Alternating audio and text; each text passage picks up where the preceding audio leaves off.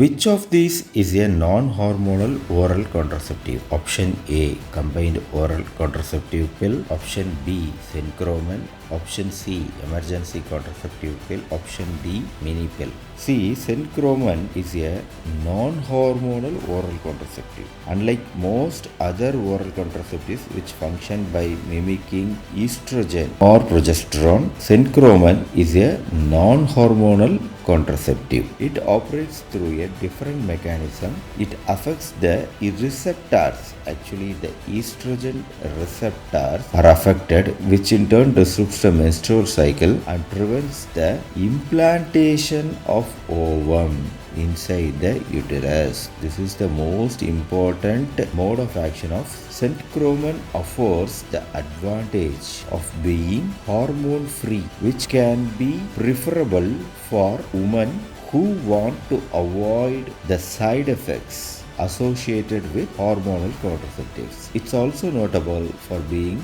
developed in India and is distributed under various trade names.